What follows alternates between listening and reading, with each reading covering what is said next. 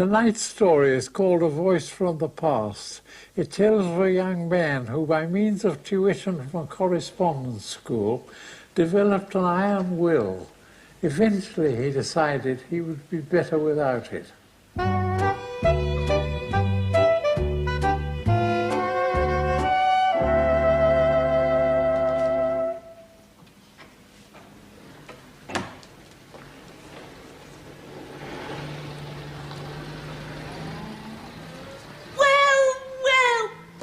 Tremaine, ghost of my giddy girlhood.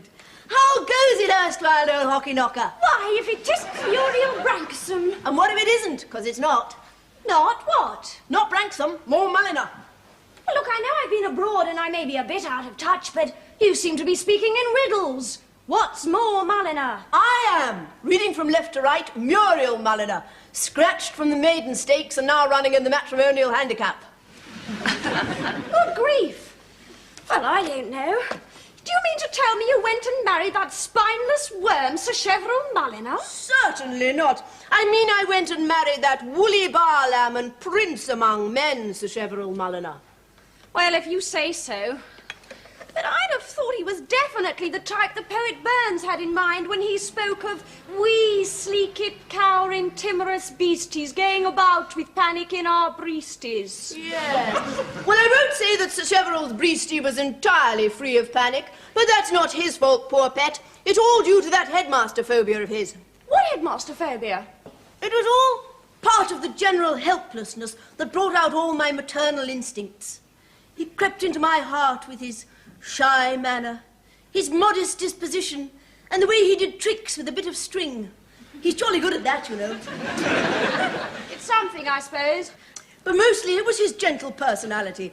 Don't forget, I was brought up in the Shires, surrounded by breezy, confident young bimbos who wore gaiters and smacked them with their riding crops. I suppose subconsciously I'd always yearned for something different. And you've got it. Yes, but not that I don't. There were hurdles. My father, for one. You know my father. Yes, Colonel Sir Edford Branksome. Unless he's changed his name as well. I don't mean his name, I mean his nature. As tough an egg as ever said yoicks to a foxhound. But we had to have his permission, so I invited Sacheverell down to the Towers. I must say, father did him well. Gave him our best guest room, the Blue Suite, and stood by with his oldest port. But I was worried, right from that first breakfast when he told me about his terrible old headmaster. Surely headmasters are supposed to strike terror and all that. Oh, yes, but apparently this one was something special. A sort of blend of Epstein's Genesis and something out of the Book of Revelations, but less fun.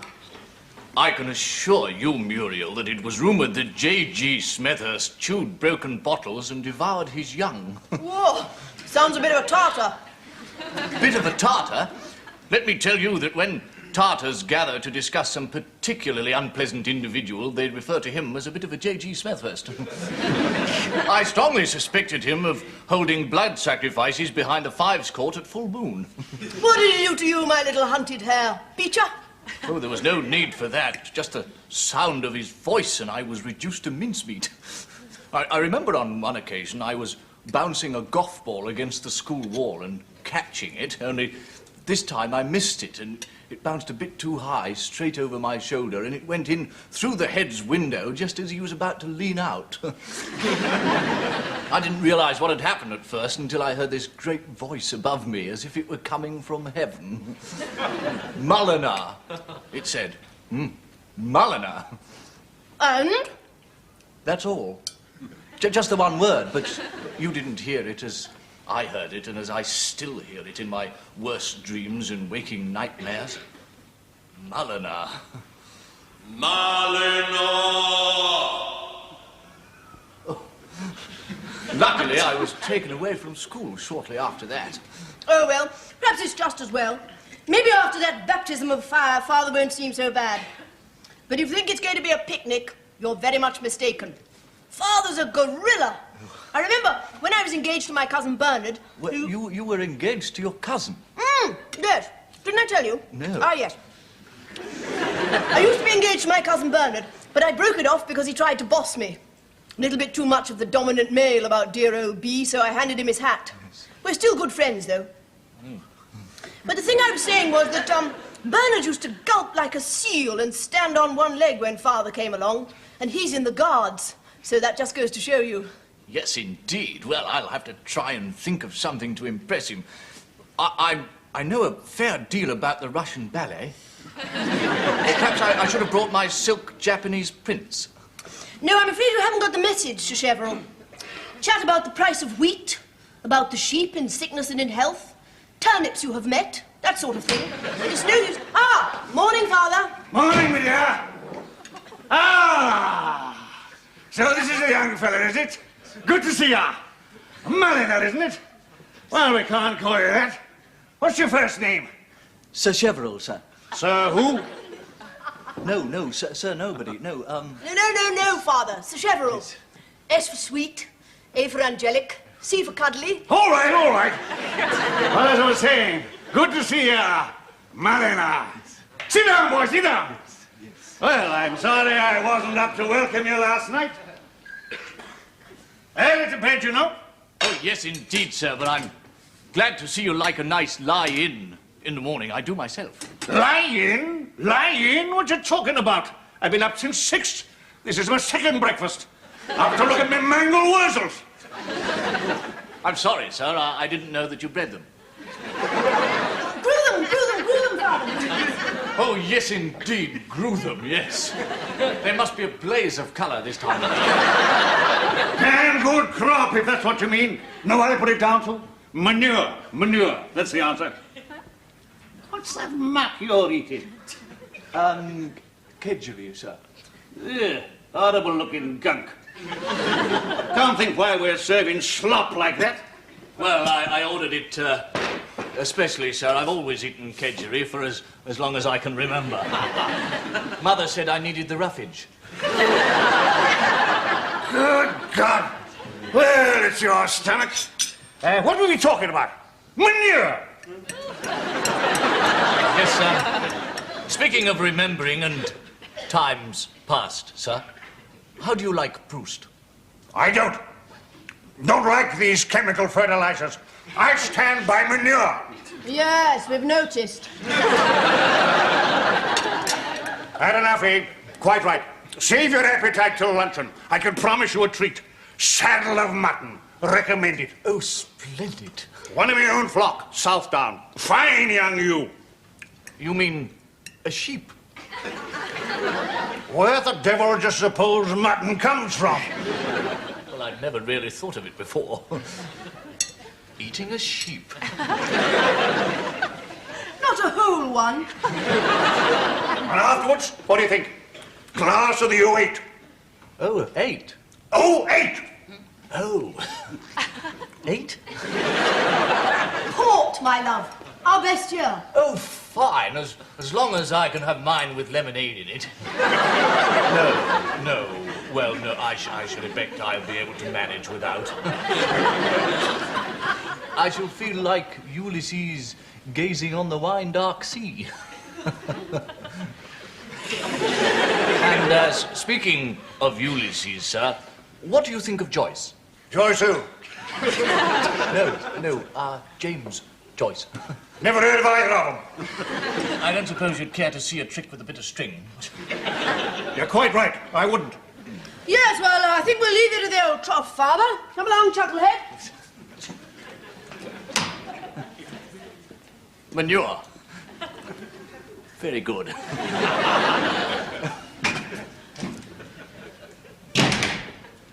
Oh, dear. Yes. Well, he didn't actually bite you in the leg, but when you've said that, you've said everything. Dogface, my demon lover, you did not endear yourself. But how could I? I know so little of mangel-wurzels, and manure's a closed book to me. Yes, of course. I should have thought of that. Curiously enough, I was reading this magazine last week, and I noticed an advertisement for a correspondence school that teaches everything from aardvark handling to zither playing, including scientific agriculture. You see, you just put a cross against that, cut it out, and shove it off in the post with your cheque.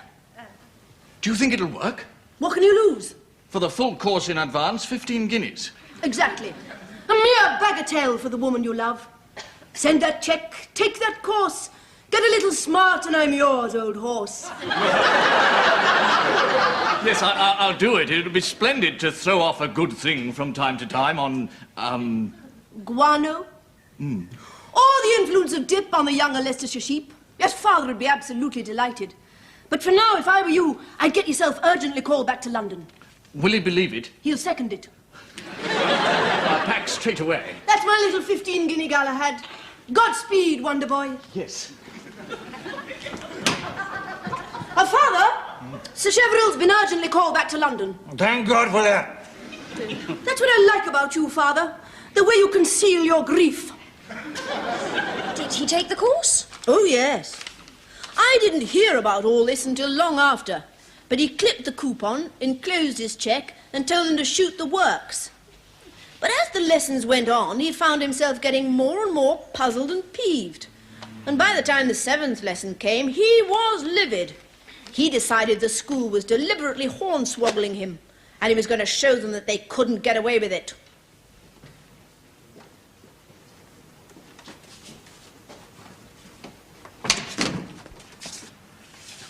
Yeah? I wish to speak to Janot B. Philbrick Mudger. Sorry, can't see him without an appointment, mate. Indeed. Should you wish to retain this ear, you will remove it and yourself from my path. Otherwise, it goes into that office without you. Yes, sir. Janot B. Philbrick Mudger. That's my name, yes. Sit. Now listen to me, Philbrick. I paid 15 guineas in advance for a course on scientific agriculture. I have here the 7 lessons you have sent me to date. If you can find one word in them remotely connected with anything to do with scientific agriculture, I'll eat my hat and yours too, Philbrick. Stop clicking. I came here to be explained to, not clicked at. Dear me, how very curious. Philbrick, it is not curious. It is disgraceful and disgusting. I intend to take the strongest possible measures to give this outrage the widest and most pitiless expose. Please, I appreciate your indignation, Mr. Malina. I do sympathise, but I assure you there was no deception. Merely a blunder on the part of our clerical staff. I shall severely reprimand him. What happened was, you received the wrong course. Oh, wrong course, eh? Exactly. And I think you'll agree that such immediate results are a testimony to our system. Results? What results?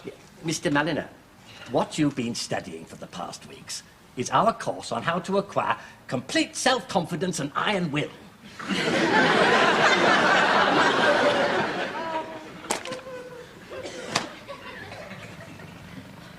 Self-confidence, eh? Iron will. Precisely. Yes. Yes, now you mention it, I have been aware lately of being able to look taxi drivers in the eye. Refusing to step off pavements. Not caring if I got a lady assistant. All part of the service.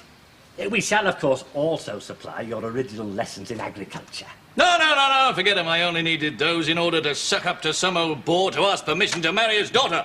Now I'll simply inform him of my intentions as a matter of courtesy. If he doesn't like it, well... Good God! What is it? That taxi. We're close to St. Pancras. They're not uncommon. They are when they have my fiancée in them with another man. That's a cousin Bernard, I'll bet, he's got a guard's tie on. And I'll tell you something else. They have the look of a couple on their way to lunch. Harmless enough, surely? Harmless. Harmless. Hobnobbing in taxis. Revelling tete-a-tete at luncheon tables. Just the sort of behaviour that got the sitters of the plane so disliked. I'm no prude, Philbrick. I flatter myself that I'm essentially broad-minded in my outlook. But if that girl thinks I'm going to stand by like a clam while she goes on Babylonian orgies with pop-eyed, smirking guardees, she's in for a rude awakening right now. And I do not, Philbrick, mean maybe. Albert? Albert, shove another 3 guineas on our self-confidence course.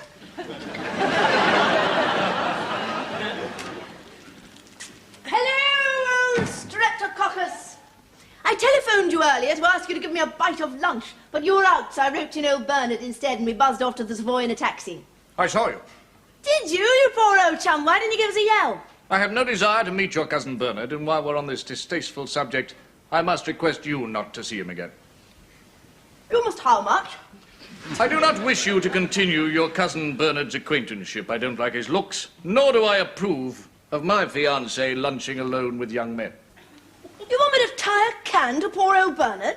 I insist upon it. But why? We've known each other since we were children. If you survived childhood knowing Bernard, I suggest you're grateful and leave it at that. Why risk coming up for more punishment by seeking him out now? Anyway, there we are. I've told you my wishes and you will respect them. And now there's another matter I wish to speak to you about. I would be grateful if you'd arrange to put me up at the Towers this weekend. I wish to speak to your father urgently on the question of our engagement. It's high time the old man learn of our plans. Just like that? Mm-hmm. You're going to tell him just like that? Indeed. You're not bothered at all? My only fear is that he might madly attempt some opposition to my plans. I have no desire to scorch the old man to a crisp. There we are. I will see you on Saturday. Well, I was knocked for a loop at first. I mean, the last time I'd seen this bird, he'd made a shrinking violet look like a Chicago gangster. And now, here he was, shooting off his head like Stalin, telling the Russian civil service they were down for a 12% salary cut. Something had to be done. Hello, is that you, Bernard? Now listen.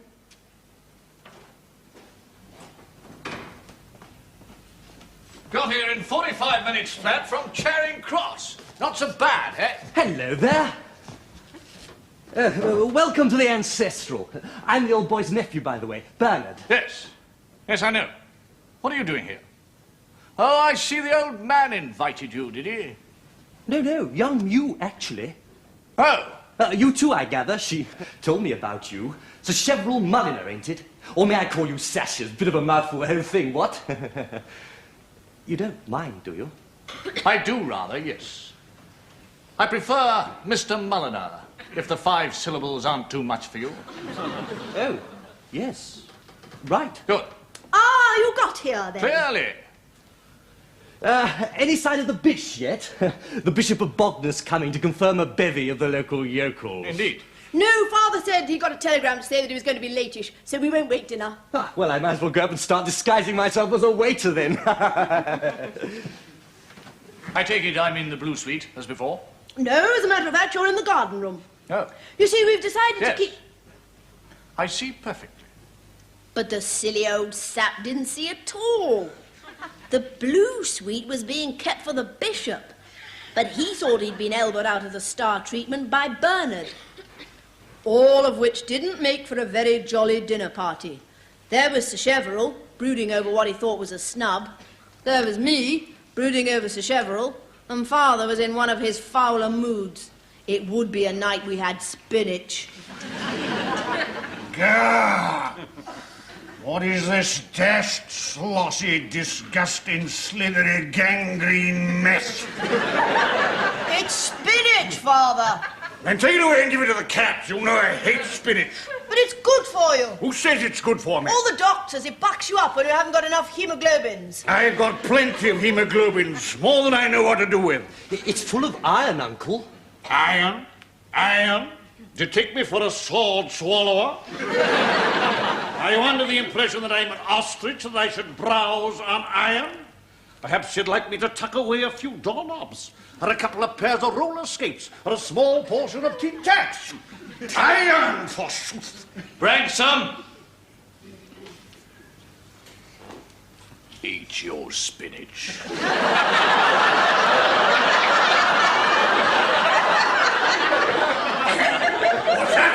What's that? Hey!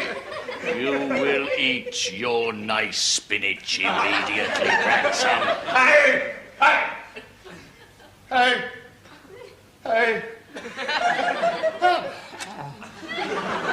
What have we here? Spinach, eh? Capital. Full of iron, I believe, and highly recommended by the medical profession. Branksome, I shall wish to speak to you in your study immediately after dinner. You can imagine how I felt about this change in Sacheverell. I didn't like it one bit. And after dinner, I went and took it out on the piano with one of those Russian pieces that needs a good deal of overhand drive. It relieved my nerves, and by the time Sacheverell came out of Father's study, I was ready for him.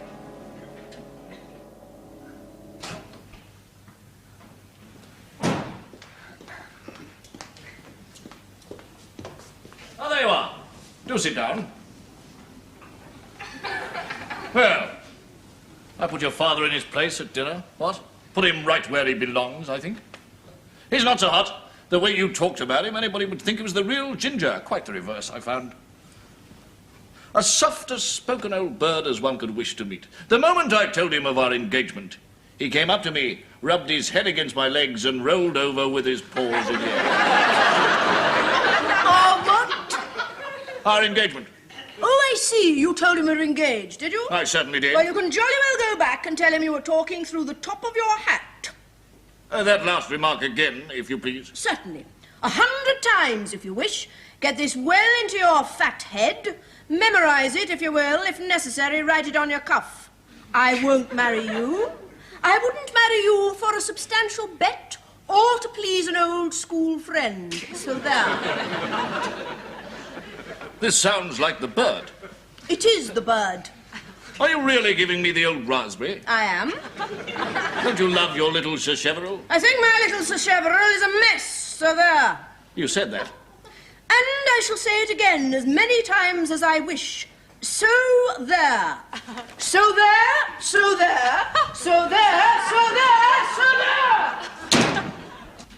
But why? Bernard. Yes, that's it. Well, we'll soon fix him. The silly chump had got it wrong again. Off he went to the Blue Suite to wait for OB and give him the full force of his new iron will. And a good long wait he was in for, because, as I said, the Blue Suite was reserved for the Bish, not Bernard. I am so sorry, my dear Colonel, to have kept you up this late. It was the carburetor, I understand. Pray don't mention it, my dear Bishop. Well, here we are. Thank you.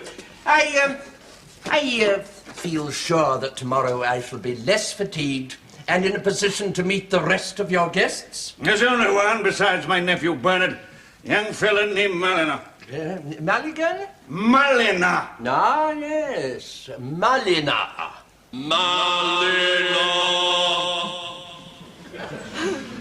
Well, I trust you'll be quite comfortable, my dear Bishop. I am convinced of it, my dear Colonel.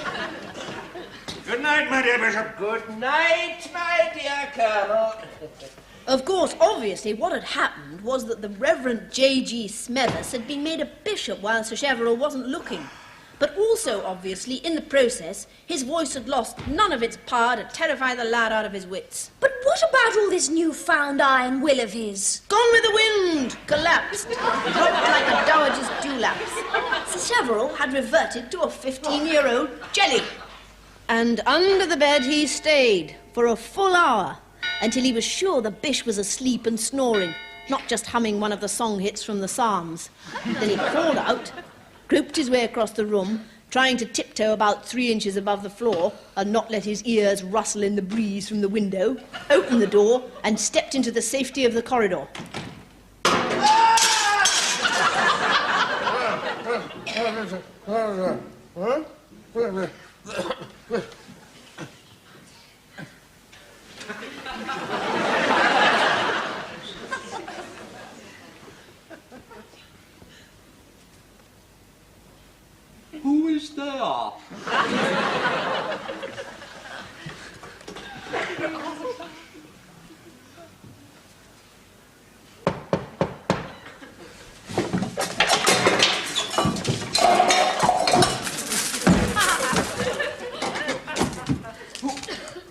Who is there?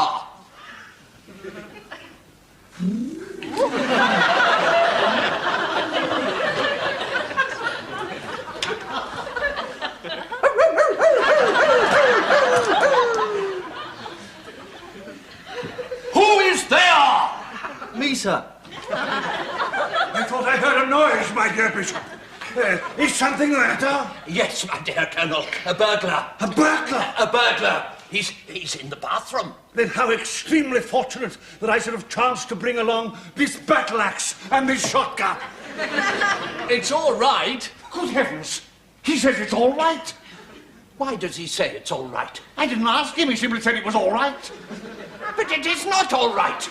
and I'm at a loss to understand why the fellow should affect to assume that it is. Now, my dear Colonel, I think our method of procedure would be as follows. You take the shotgun and stand in readiness, and I will hew down the door with this admirable battle axe.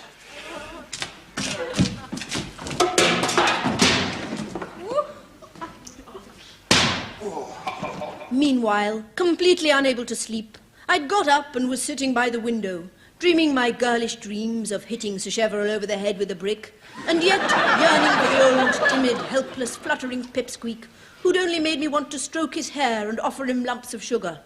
And then, suddenly, there he was, coming towards me over the roof like a hunted gazelle. What do you want?